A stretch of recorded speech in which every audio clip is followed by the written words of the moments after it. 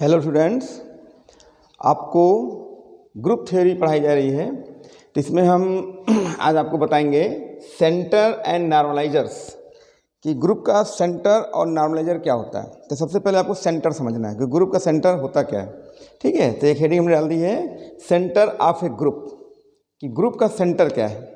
तो इसमें हम ऐसे बता दें कि जैसे मान लीजिए एक ग्रुप एक जो है परिवार है ना, 10 लोगों का परिवार है या 20 लोगों का, कुछ भी एक परिवार है ना, कुछ लोगों का कुछ इसमें एलिमेंट्स हैं।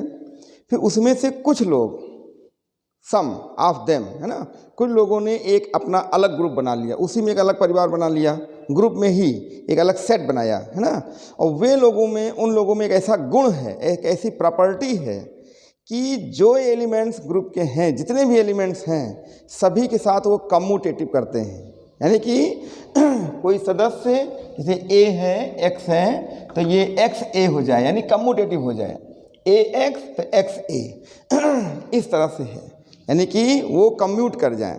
अगर कम्यूट कर जाते हैं तो हम कहते हैं कि जो एलिमेंट्स का एक सेट हमने बनाया था, जिनमें से सभी लोग ग्रुप के प्रत्येक एलिमेंट से, यानी every element of the group से वो जो है कम्यूट करें, यानी कम्यूटेटिव प्रॉपर्टी होल्ड कराएं, तब हम उस नए सेट को, जो ग्रुप से ही अलग हुआ, जो ग्रुप में ही है एक सेट, उस सेट को हम बोलते हैं सेंटर ऑफ ग्रुप, है ना। ये हमने थोड़ा सा एक बेस बनाया। अब आप जरा देखिए डेफिनीशन पे, उसके बाद हम आपको फिर से समझाते हैं। देखिए क्या लिखा है यहाँ पे, the set of those elements. पहले माइंड में रखिए कि आप पढ़ क्या रहे हैं। ग्रुप का सेंटर है ना, तो the set of those elements, देखिए सेट आया कि नहीं आया, the set of those elements, यानी उन अवयवों का, उन एलिमेंट्स का एक सेट ऑफ ए ग्रुप जी, जी से ही, अलग से नहीं लाना है, जी में ही है, which commute, very important, which commute with every element of G, G के सभी अवयवों से। ठीक है, जैसे मान लीजिए जी में 10 एलिमेंट्स हैं, उसमें 3 एलिमेंट्स ऐसे हैं जिन्होंने एक ऐसा सेट, अपना एक सेट बना लिया, और 3 एलिमेंट्स ग्रुप के सभी 10 एलिमेंट्स से, उसमें 3 भी शामिल हो जाएंगे, सभी एलिमेंट्स को क्या करें, कम्यूटेटिव प्रॉपर्टी को होल्ड कराए, है ना, ऐसा कहना चाहते हैं। तो with every element of G is called the centre of G, उसको हम सेंटर ऑफ जी कहते हैं। ठीक है, ये थोड़ा सा है। अब सिंबॉलिकली देखिए कैसे है कि the centre of group G is the set Z. ये जेड इंटीजर नहीं है, जेड हमने उसको कहा है कि ये सेंटर ऑफ जेड जी कहलाएगा। यहाँ देखिए ये एलिमेंट है एक्स, ये ऐसे लोगों का एक सेट है जो किस में बिलोंग करता है, जी में, है ना, ये जी का ही एलिमेंट है। And a x is equal to x, what is this, commutative, ये कम्यूट कर रहा है with every element of G, है ना, यानी ए क्या है, यानी ए बिलोंग्स टू जी ना, एवरी एलिमेंट ऑफ जी। तो आप देखिए सेंटर ऑफ ग्रुप को जो डिफाइन किया गया है वो इसी तरह से किया गया है कि एक्स यहाँ पर, यानी कि कैसे लोगों का एलिमेंट सेट है, ये ऐसे लोगों का एलिमेंट सेट है जो एवरी एलिमेंट ऑफ जी से कम्यूट करते हैं। देखिए यहाँ पे ए एक्स इज इक्वल टू क्या लिखा है, एक्स ए, इसका मतलब क्या हो गया कि ये कम्यूट करता है एवरी एलिमेंट ऑफ जी। ठीक है, तो ऐसे लोगों का जो सेट बनेगा वो क्या कहलाएगा, सेंटर ऑफ जी, यानी Z is called the centre of G. ठीक है, ये है। तो डेफिनीशन आपको समझ में आ गई होगी। तो इसमें डेफिनीशन भी बहुत इंपॉर्टेंट है, इसका सेंटर, फिर नॉर्मलाइजर, ये सब आप अच्छे से समझिए। तो माइंड में जब आप डेफिनीशन रखेंगे तो कोई भी चीज़, थ्योरम है, कुछ भी पढ़ने में आपको मदद मिलेगी। तो हम इस लेक्चर में एक डेफिनीशन दे रहे हैं आपको सेंटर और नॉर्मलाइजर की, वो डेफिनीशन आप पहले अच्छे से समझ लीजिए। ठीक है, तो यहाँ पे हो गया। अब ये देखना रहता है कि जेड जो सेट हमारा, जो सेंटर ऑफ जी आया है, क्या ये इम्पटी है कि नॉन इम्पटी है। तो आप जरा ध्यान दीजिए, ग्रुप में एक ऐसा एलिमेंट अवश्य होता है जो कहलाता है आइडेंटिटी, बिना आइडेंटिटी के ग्रुप ही नहीं बनेगा। तो आइडेंटिटी एलिमेंट कम्यूट करता है एवरी एलिमेंट ऑफ जी, यानी identity element commutes with every element of G. तो हम कहेंगे कि कम से कम ई तो जेड में होगा ही, तो ई बिलोंग्स टू जेड। ठीक है, ई जो है वो जेड को बिलोंग करेगा, ये एलिमेंट जेड में कर जाएगा जेड में कर जाएगा। तो हम कहेंगे जेड जो है वो एम्पटी नहीं है, Z is not equal to 5, यानी centre of group G is not empty, यानी ये जो है एम्पटी नहीं होता है। ठीक है, ये ध्यान रखना है। तभी हम उसको लिख देते हैं कि उनका समझा दें कि यहाँ पर ई क्यों, क्योंकि जो है a e is equal to e a for every element of G. ठीक है, ए बिलोंग्स टू जी, तो ए क्या है, for every element of G a is equal to e a, well defined है ना। इसका मतलब कम से कम एटलीस्ट है ना one element that is identity element belongs to the centre of G, that is Z. इसलिए जेड इज नॉन एम्प्टी है ना, जेड जो है वो नॉन एम्प्टी हो जाता है। तो इतना पहले कॉपी कर लीजिए, फिर आगे बताते हैं। तो केस आपको समझ में आ गया कि सेंटर दिखाने के लिए क्या क्या ध्यान रखना है कि सेंटर पहले जी एक सेट बन जाएगा, जी उसी सेट में आप थोड़ा सा इसको हम एक फिगर से भी थोड़ा कोशिश करते हैं कि आपको समझ में आ जाए। देखिए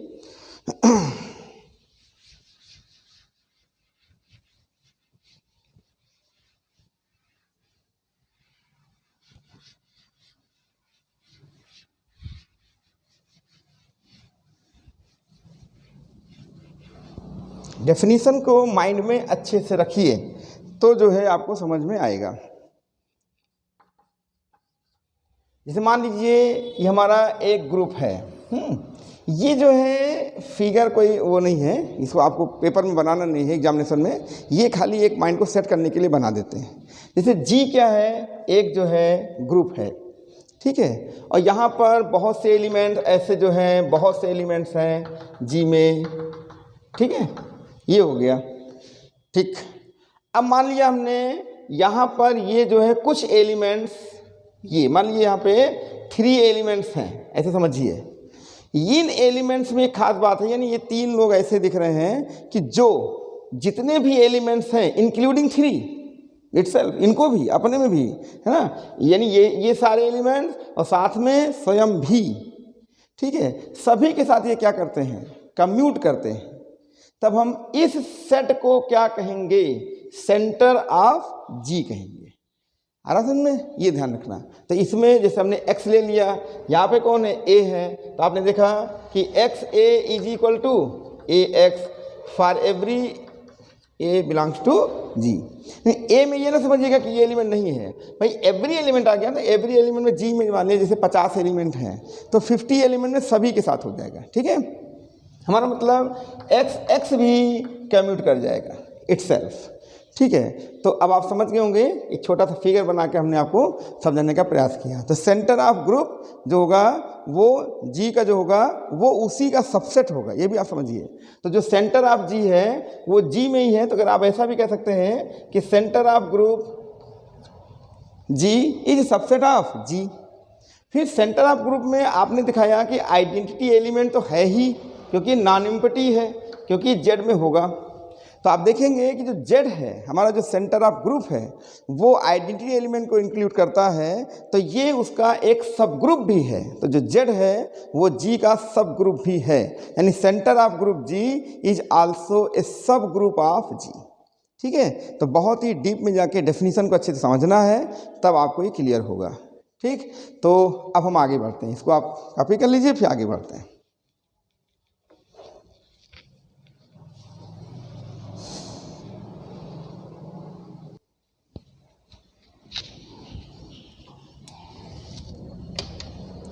अब देखिए, जो हमने आपको एटलीस्ट वन एलिमेंट आइडेंटिटी समझाया था वो यहाँ पर थोड़ा सा लिख दिया है ना, कि वैसे भी आप वाइस से भी समझ सकते हैं जो हमने समझाया, और हमने लिख भी दिया है कि आपको दिक्कत ना हो पढ़ने में।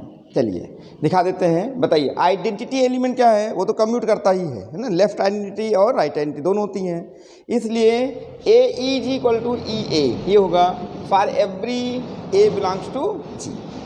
तो इसका मतलब क्या हुआ, it follows that at least the element, कौन, identity element, at least the identity element small e, ये जो आपको दिख रहा है ना, belongs to the centre of G, ये सेंटर ऑफ जी को बिलोंग करेगा। क्यों, क्योंकि इसने कम्यूट किया है एवरी एलिमेंट ऑफ जी।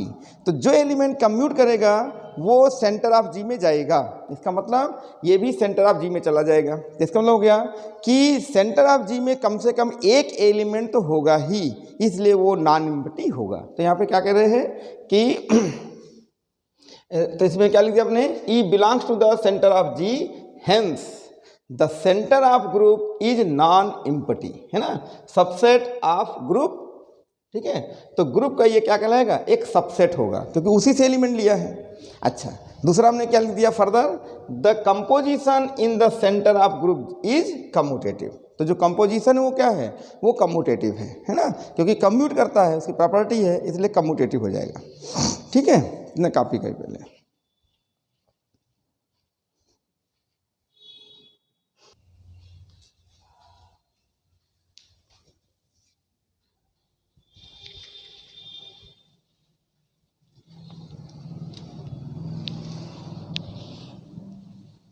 तो इसमें आपने देखा कि जो आइडेंटिटी एलिमेंट है वो सेंटर ऑफ ग्रुप में है ना। तो सेंटर ऑफ ग्रुप जो है नॉन एम्प्टी है, जैसा लाइट प्रॉब्लम हो गई थी। अच्छा, ये हो गया। और जो कंपोजिशन है वो कम्यूट है क्योंकि कम्यूटेटिव है ना, तो इसलिए कंपोजिशन कम्यूट करता है। तो यहाँ पर हमने लिख दिया further the composition in the centre of a group is commutative. ये हो गया। एक छोटा सा एग्जाम्पल हमने दिया है, इसमें देख लीजिए कि if G is a commutative group, अगर जी जो है कम्यूटेटिव ग्रुप हो जाए स्वयं, तो बताइए अगर जी कम्यूटेटिव है तो उनके एवरी एलिमेंट एक दूसरे से कम्यूट करेंगे, और जो कम्यूट करेंगे, और यहाँ पे सेंटर ऑफ ग्रुप में कम्यूटेटिव का ही मामला चल रहा है, जब कम्यूट करेंगे तो जी पहले से कम्यूटेटिव ग्रुप है, तो जी इटसेल्फ सेंटर बन सकता है क्योंकि उसके एलिमेंट्स जो हैं वो कम्यूट करते हैं, है ना, एवरी एलिमेंट ऑफ जी। तो ये थोड़ा सा आप दिमाग में रखिए। देखिए क्या लिख रहे हैं, if G is a commutative group, पहले ध्यान दीजिए जी जो है पहले से क्या है, एक कम्यूटेटिव ग्रुप है, then each element of G commutes with all elements of G, क्योंकि कम्यूटेटिव है तो जी के सभी एलिमेंट्स जी के ही एलिमेंट से आपस में कम्यूट करेंगे, है ना। तो hence the centre of commutative group is identical with the group itself. तो सेंटर क्या बोलेगा, कहेगा कि जब सारी बातें हमारी कम्यूटेटिव वाली आप ही ले रहे हैं तो हम और आप क्या हो गए, आइडेंटिकल हो गए। तो सेंटर ऑफ ग्रुप और ग्रुप ये दोनों आइडेंटिकल हो जाएंगे, ठीक है। तो ये हो जाएगा, लेकिन कंडीशन ये है कि ग्रुप जी जो होना चाहिए वो कम्यूटेटिव होना चाहिए, तभी ऐसा होगा, नहीं तो वो आइडेंटिकल नहीं होगा, ठीक है। तो इसे आप कॉपी कर लीजिए।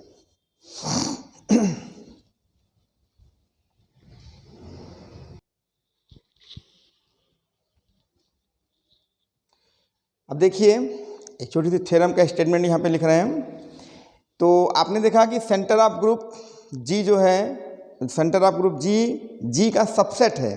जब सबसेट है तो आपने अभी जल्दी में सब ग्रुप पढ़ा है, तो उसमें सारी बातें ग्रुप वाली आ जाती हैं, यानी 4 पास्टुलेट होती हैं, 4 की चारों आ जाती हैं, साथ में अबेलियन भी तो है ही है वो, है ना। तो एक तरह से कहेंगे वो सब ग्रुप है और अबेलियन भी हो जाता है। तो देखिए क्या लिख रहा है, the centre of a group G is a सब ग्रुप ऑफ जी, यानी जी का जो सेंटर है वो उसका सब ग्रुप होता है। इसको दूसरी तरह से सिंबॉलिक लिख सकते हैं कि if G is a group then the set, ये जेड, वही डेफिनेशन सेंटर की, x belongs to G and a x is equal to x a, commutative, ठीक है। A belongs to G is a सब ग्रुप ऑफ जी, ये ध्यान रखिएगा। यानी सेंटर जो होता है जी का वो उसका सब ग्रुप होता है। एक स्पेशल नोट यहाँ पे लिख दिया गया है कि since elements in the centre Z of a group satisfy commutative law, ये कम्यूटेटिव लॉ को सेटिस्फाई करते हैं, तो आप ये सब ग्रुप के साथ साथ अबेलियन भी कहेंगे, है ना। तो लिख दिया गया follows that Z is an abelian group, तो जेड जो है वो एक अबेलियन ग्रुप है, ठीक है। तो ये जानकारी आपको अच्छी से होनी चाहिए, ठीक है। तो इसे आप कॉपी करिए।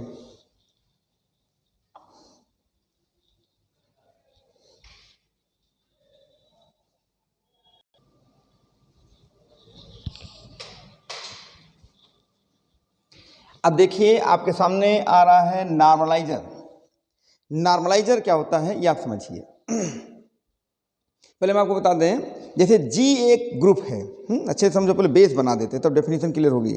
एक जी जो है एक ग्रुप है, वहाँ पर एक एलिमेंट ले लो, जी में ही ले लो, है ना, और वो एलिमेंट फिक्स कर दो, बिल्कुल उसको हिलना डुलना नहीं, बिल्कुल वही फिक्स कर दो। और जी के कुछ एलिमेंट्स, है ना, सम एलिमेंट्स ऑफ जी के ही सब हैं, अलग से कुछ नहीं लाना है। जी में कुछ एलिमेंट्स इस तरह से आए जो एक के साथ कम्यूट करें, है ना, एक के साथ कम्यूटेटिव प्रॉपर्टी होल्ड कराएं, जब नहीं कि सभी कुछ एलिमेंट्स आ जाएं जो कम्यूट करें। तो जो एलिमेंट जी के जो एलिमेंट जो आपने फिक्स किया था उसके साथ कम्यूट करते हैं, तब हम उन एलिमेंट्स को जितने लोगों ने कम्यूट किया था उन लोगों के एलिमेंट्स का जो सेट बनेगा वो सेट जी का यानी उस ए का यानी जो एलिमेंट आपने फिक्स जो किया था उसका नॉर्मलाइजर कहलाएगा, है ना। जैसे हमारा मतलब ये है कि पहले आप थोड़ा सा ऐसे समझ लीजिए तब ये डेफिनेशन आपको क्लियर हो जाएगी। जैसे ये जी एक जो है ग्रुप है, जी एक ग्रुप है।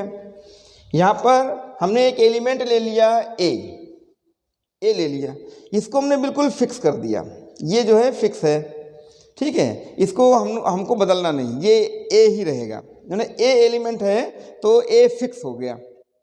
अब जी में बहुत से एलिमेंट्स हैं, ठीक है, और भी ए के अतिरिक्त भी हैं। वो एलिमेंट इसके साथ कम्यूट करें, है ना, जितने भी हैं, ऐसा नहीं कि सभी लोग कम्यूट करें। जैसे भाई देखिए हम आपको सीधी बात बताएं, जैसे मान लीजिए कि कहीं पार्टी हो रही है, जैसे एक लोग डांस करने के लिए खड़े हुए, है ना, तो उसमें वो बुलाता रहता है कि आप हमारे साथ आइए, है ना, तो वो साथ देने के लिए बुलाता है कि आइए हमारे साथ डांस करिए। लेकिन उसमें देखिए जो ग्रुप बैठा रहता है ना, माने 50 लोगों का बैठा हुआ है, तो 50 लोगों में कोई जल्दी आता नहीं है। या आप थोड़ा कल्पना करिए कि अकेले वो बेचारा है ना, लेकिन बुलाता धीरे धीरे करके, एक लोग आए, 2 लोग आए, लेकिन कुछ उनमें से मोटिवेट होकर वो आते हैं, तो उसके साथ जो है कम्यूट करते हैं। जैसे मान लीजिए वो कभी लेफ्ट आ गए, कभी राइट आ गए उसके, तो लेफ्ट राइट मीन्स क्या हो गया, जैसे जो एलिमेंट आया वो a x is equal to x a कर लिया। एक छोटा सा एग्जाम्पल दे रहे हैं कि आपको समझ में आए, है ना। तो उसमें से उस ग्रुप में उसके साथ डांस करने के लिए एक आदमी उठा और वो जो है उसके साथ डांस कर लिया। डांस मतलब समझ लो ए एक्स एक्स ए हो गया, ऐसा समझ लीजिए, है ना। तो वो हो गया, तो पता चला एक लोग और आए, वो चले गए, दूसरे आए, तीसरे आए। मान लीजिए वहाँ पर 50 लोगों में 5 लोग, है ना, 5 लोग आए और ऐसा किए। तो वो जो 5 लोग ऐसा परफॉर्मेंस किए उसके साथ, किसके साथ, ए के साथ, जो शुरू में था, फिक्स था, है ना, ए के साथ किए, तो समझ लीजिए वो जो 5 लोगों का जो सेट बनेगा, वो जो 5 लोगों जो सेट बनेगा, वो सेट उस ए का जिसके साथ वो डांस किए, है ना, कम्यूट किए, वो जो है जो उस ए का नॉर्मलाइजर कहलाएगा, है ना। वो जो 5 लोगों का सेट बनेगा वो नॉर्मलाइजर। बाकी सभी लोग तो दर्शक ही थे, है ना, तो उन्हीं दर्शकों में से 5 लोग उठ के आए और एक एक करके वो जो है कम्यूट किए। बस ऐसा ही कुछ यहाँ पर होने वाला है कि ए यहाँ पर फिक्स है और ये पूरा ग्रुप है। अब ग्रुप में ए भी है, ए ग्रुप का ही एलिमेंट है, और लेकिन फिक्स कर दिया हमने, और इसमें से कुछ एलिमेंट्स, सम एलिमेंट्स, है ना, इसमें से आए और ए के साथ कम्यूट किए, तो उनका जो सेट बनेगा वो इस ए का नॉर्मलाइजर कहलाता है। बहुत ही टेक्निकल डेफिनीशन है, संभाल के पढ़िए इसको। अक्सर हम देखते हैं कि अलजबरा में लोग डेफिनीशन सही से नहीं पढ़ते और फिर थ्योरम समझने लगते हैं, उनके समझ में आती नहीं है क्या चीज़ है ये। इसलिए पहले हम चाहते हैं कि आप पहले डेफिनीशन मजबूत कर ले, थ्योरम अपने आप समझ में आ जाएगी। थ्योरम टफ नहीं होती है ना, लेकिन अगर डेफिनीशन आपकी क्लियर नहीं है तो आप थ्योरम नहीं कर पाएंगे, ठीक है। अब चलिए हम आपको देखिए डेफिनीशन लिख दिए हैं, समझिए ध्यान से। देखो जो हमने आपको एग्जाम्पल दिया वो यहाँ बैठ रहा है कि नहीं ये भी देख लीजिए।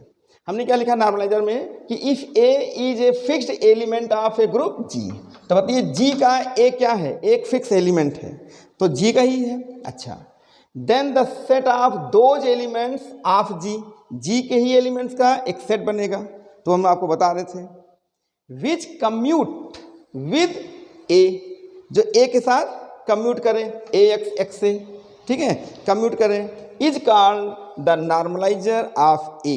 वो जो सेट बनेगा जिन लोगों ने ए के साथ कम्यूट किया वो नॉर्मलाइजर कहलाएगा ए का, ठीक है। Normaliser of a in G, it is denoted by N a. 10, अब जा ध्यान दीजिए आप, एन ए क्या है, ऐसे लोगों का सेट है जो कहाँ से लिए गए हैं, जी से। ऐसे लोगों का जो सेट है किसके एलिमेंट है, जी के, जो लोग ए के साथ, ए इज फिक्स्ड, ए के साथ कम्यूट कर रहे हैं, तो ऐसे लोगों का सेट जो है वो कहलाएगा नॉर्मलाइजर ऑफ ए।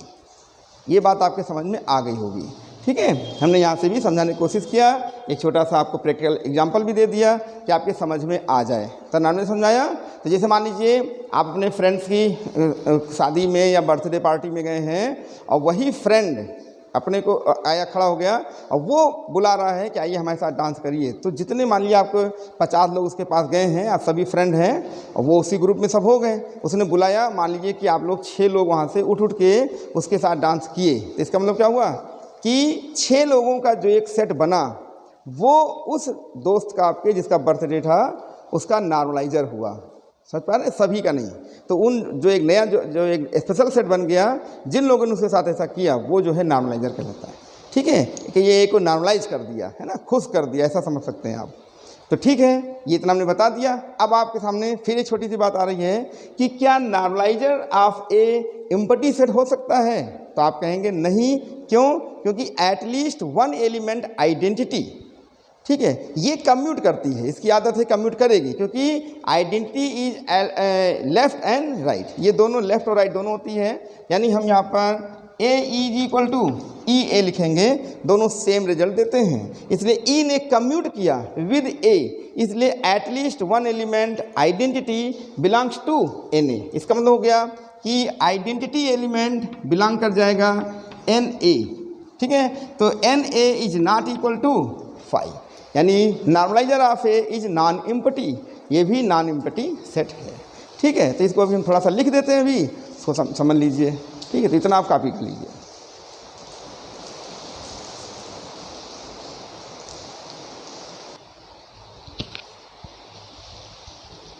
तो अभी जो हम आपको ये समझा रहे थे कि at least identity element which commute with a, है ना, तो ये normaliser of A is non empty, वो हमने लिख दिया है। जैसे आप कोई नोट्स बना रहे हैं तो उसमें ये जो थोड़ा वर्क करेगा, लिख सकते हैं, इसलिए थोड़ा सा लिख दे रहे हैं। अच्छा समझा तो दिया ही है। तो देखिए यार लिख दिया है, e since a is equal to a, well defined, it follows that, ये क्या बताता है, at least the identity element e belongs to the normalizer N ए, है ना, hence N A is non empty, N A जो है वो नॉन एम्प्टी है। अब एक थ्योरम देखिए, है ना, इसको ज़रा ध्यान रखिएगा। अब डेफिनेशन का सही रहेगी तो आप थ्योरम थोड़ा पढ़ भी सकते हैं, आपकी बुक में होगा। आप देखिएगा स्टेटमेंट कोई दिक्कत नहीं आती, आइडेंटिटी है ही, खाली एक इन्वर्स वहाँ पे बताया गया है, वो आप देख लीजिएगा, इन्वर्स बिलोंग कर जाएगा तो आराम से आप कर सकते हैं। ठीक है, देखिए यहाँ पे क्या लिख दिया, the normaliser of an element of a group G is a सब ग्रुप ऑफ जी। भाई नॉर्मलाइजर एक सेट है तो वो जो है जी से ही लिया गया है, तो जी का सबसेट हो गया, और उसमें सारी प्रॉपर्टी होल्ड करती हैं, क्लोजर, एसोसिएटिव, सब उसी में है। ठीक है, आइडेंटिटी आपके सामने दिख रही है। ठीक है, तो और इन्वर्स एक आप उसमें दिखा दीजिएगा तो ये आराम से एक ग्रुप बन जाएगा। ठीक है, तो सब ग्रुप हो जाएगा। यहाँ पे देखिए उसको अदर स्टेटमेंट लिख दिया है, if a is a fixed element, ये जो ए है वो फिक्स एलिमेंट है of a group G, then the set, वही जो सिंबॉलिक डेफिनेशन थी नॉर्मलाइजर की, वो आपके सामने देखिए लिखी गई है, वही है। ठीक है, इज ए सब ग्रुप ऑफ जी, तो नॉर्मलाइजर ऑफ ए जी का सब ग्रुप कहलाएगा, होता है ना, ध्यान रखिएगा। तो इसे आप कॉपी कर लीजिए।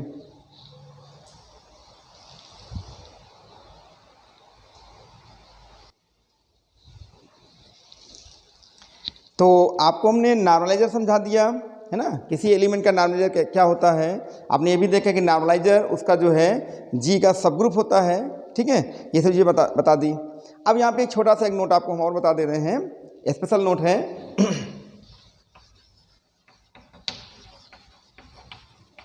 वो ये कि इफ जी इज फाइनाइट,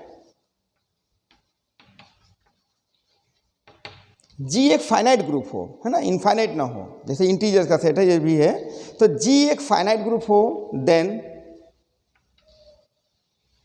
जो आपका एन ए है, normaliser of a where a belongs to G is equal to G implies that, यानी ये कहना चाहते हैं कि यदि एन ए जी के बराबर होगा तो इम्प्लाई करेगा इसका ऑर्डर ऑफ एन ए, यानी एन ए में एलिमेंट्स के संख्या, यानी कितने number of elements in N A is equal to order of जी।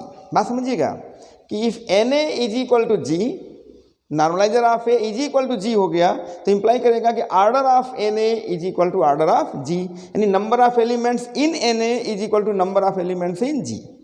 अब इसका उल्टा चलिए, है ना, कि if order of N A is equal to order of G which imply N A is equal to G, यानी इम्प्लाइज दैट इम्प्लाइड बाई, ये case चलता है कब, जब जी फाइनाइट हो। अगर जी फाइनाइट नहीं है तो नंबर ऑफ एलिमेंट्स उसमें डिफाइन नहीं हो पाएंगे, है ना, इसलिए कह रहे हैं। तो अगर जी फाइनाइट है तो ये आपको रिलेशन एग्जिस्ट करेगा। ठीक है, ये भी थोड़ा सा एक अलग से जानकारी रखेंगे। तो इस लेक्चर में बस इतना ही। तो इस लेक्चर को हमने बनाया था आपके लिए डेफिनीशन के लिए कि सेंटर ऑफ ग्रुप क्या होता है और नॉर्मलाइजर क्या होते हैं, ये आप इसको समझिए, ठीक है। और जो थ्योरम दी है उसको आप थोड़ा सा पढ़ने की कोशिश करें, समझ में आ जाएगा, है ना। कोई बहुत ज़्यादा टफ नहीं है, सब ग्रुप हमने पढ़ाया ही है। तो सब ग्रुप प्रूव करने के लिए हम उसको क्या करते हैं, ग्रुप प्रूव करते हैं। उसमें 4 पार्टुलेट दिखाते हैं, क्लोजर, एसोसिएटिव, आइडेंटिटी और इन्वर्स, ठीक है। तो आप सब कुछ इसमें देख रहे हो जाएगा। एक इन्वर्स देख सकते हैं तो आराम से आप थ्योरम कर सकते हैं, ठीक है। तो इस लेक्चर को बस यही बंद करते हैं, फिर आपको हम आगे कर बताते हैं, ठीक। तो इसको आप अच्छे से पढ़िए, डेफिनीशन को आप रटे नहीं, उसको समझें। तो देखिए हमने थोड़ा फिगर करके, थोड़ा प्रैक्टिकल एग्जांपल देके आपको समझाने की कोशिश किया है कि आपके दिमाग में सेंटर ऑफ ग्रुप और normaliser of an element of a group अच्छे से आ जाए, ठीक है। Thanks for watching my video.